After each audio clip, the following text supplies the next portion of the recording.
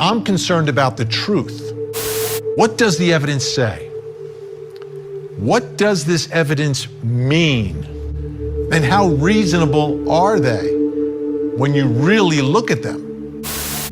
We here at Closing Arguments, based upon this description, have put this together.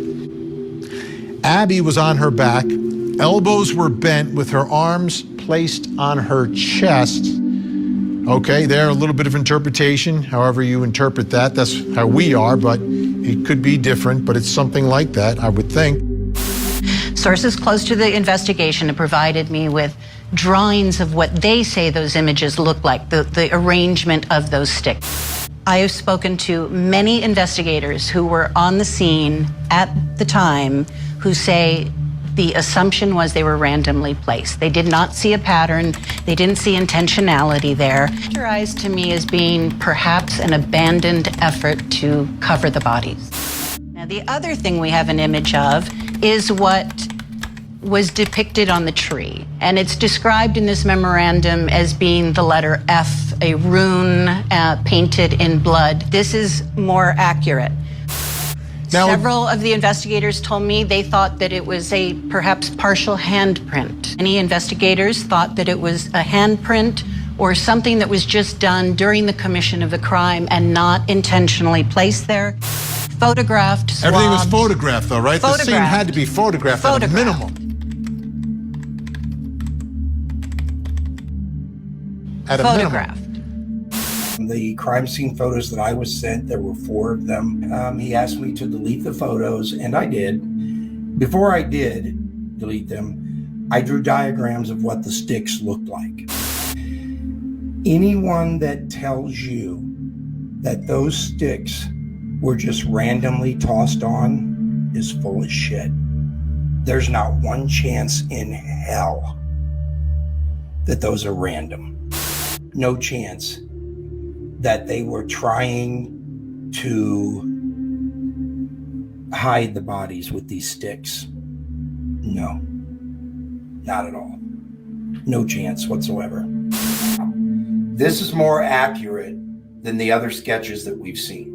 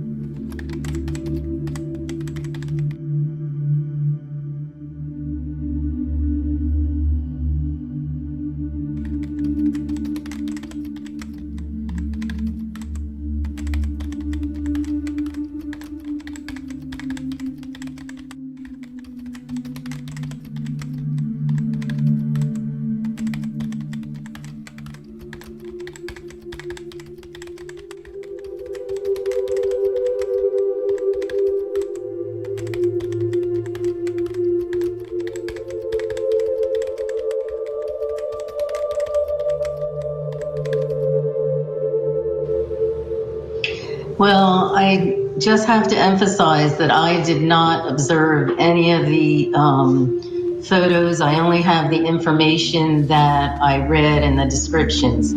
But I can tell you from what I've read, this is a classic ritual murder. I've worked on dozens of these types of homicide cases. Ritual homicide involves acts that go beyond the actions necessary to conduct the crime or elude the police. This is not a counter-forensic measure. You don't do all of that just to hide the body. It has all of the elements. It has symbols at the scene. By the way, ritualistic crimes are typically outdoor crime scenes because they're nature-based ideologies. But when you're looking at the symbols, you need to account for the shape of the body underneath it when you're interpreting it.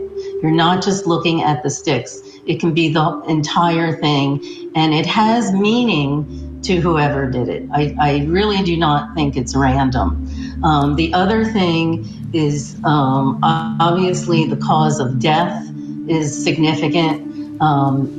In ritualistic crimes, you do not get gunshots. They're always typically knife wounds, and there's always things that are done with the blood, and in this case, obviously a secondary scene, but blood, whether it's blood spatter or what was on the tree, it seems that this was not random at all. Body positioning is very significant. And as I said, it will have some meaning to the person who did it. In terms of Odinism, which I'm very familiar with, it would be consistent with racist Odinism, which is very popular, has been popular among neo-Nazi skinheads and prison gangs since the late 90s. In fact, there's many groups right now that are taking it to the next level. We have a blood tribe leader who has runes tattooed on his face that translate to son of Wotan, which is one of the also known as Odinism. I guess what I'm trying to say is this does happen, as bizarre as it sounds. There are ritual murders, and a lot of these racist Odinists are growing, they are recruiting, and they're part of this like warrior tribal, they identify with that ideology. So it's very plausible, and I think again, this is without seeing any of the not seeing other evidence, it is plausible to me. It could have been one person that they could intimidate the girls, and especially if they had planned it ahead of time, if they, whether they stumbled upon them or, were just had this in mind, fantasized about it for a long time, that it could be one person, or it could be more than one. I think it's also interesting that it's near the river. That happens to be another significant thing that occurs with ritual murders. They tend to occur near bodies of water also.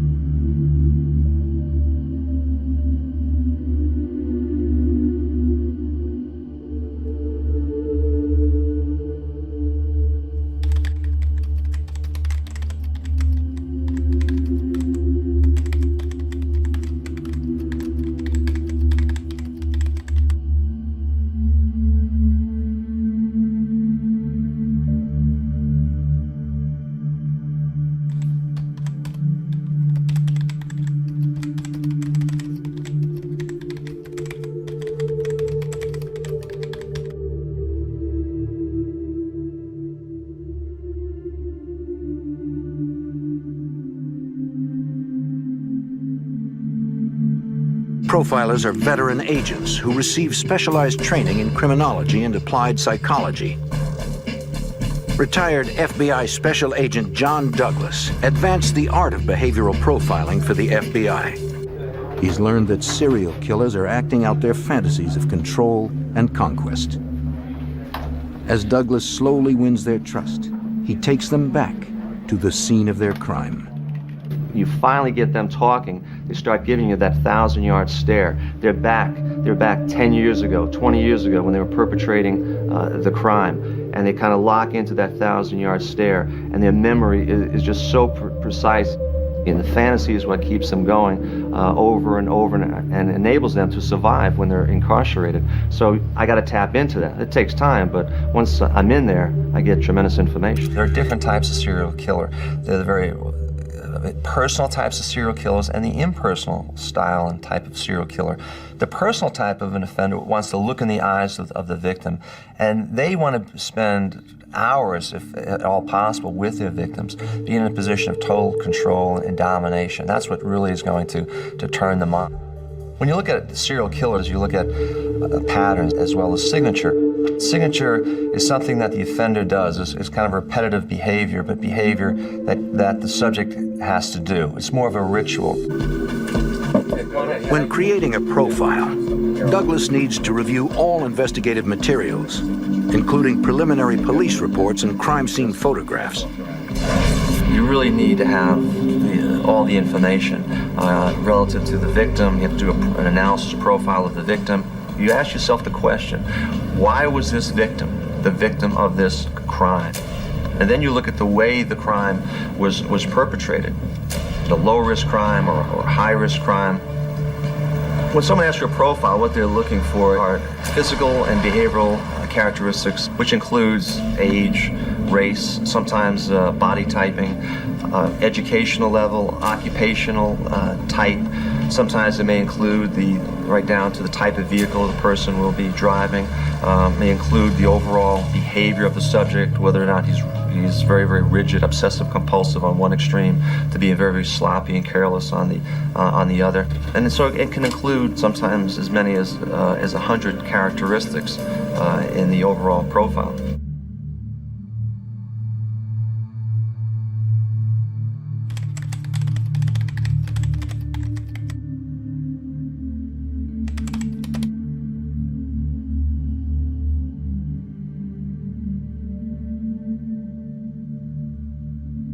In 2017, after the discovery of the bodies of Abby and Libby, there was, as we know, a flurry of law enforcement activity. Crime scene techs, police, deputies, FBI. But there was also a man by the name of Robert Ives, who stood at the edge of the crime scene, taking it all in. At the time, Ives was the prosecuting attorney of Carroll County and the man responsible for the prosecution. But that changed at the end of 2017. Robert Ives retired and handed the reins over to the current prosecuting attorney, Nick McClelland. We've made attempts to speak to McClelland, but he hasn't responded to our requests for an interview. You were quoted as saying that the evidence or the crime scene was odd. What do you mean by odd? Well, in one sense, any murder scene is probably odd. There were a variety of things at the scene of the crime where I guess I would ask you to talk to the state police about that. They have to decide what's going to be released and what's not going to be released. It was just not your normal, a person was killed here crime scene. That's probably all I can say about it. I don't know if you're familiar with the term modus operandi, where sometimes criminals will commit a crime in such a way that it's so distinct that it acts as a sort of signature for them. Was there a signature in this crime? Like, would you characterize something as a signature, like, without telling us what it is? I would say there were 2 or 3 things. I'd say at least 3.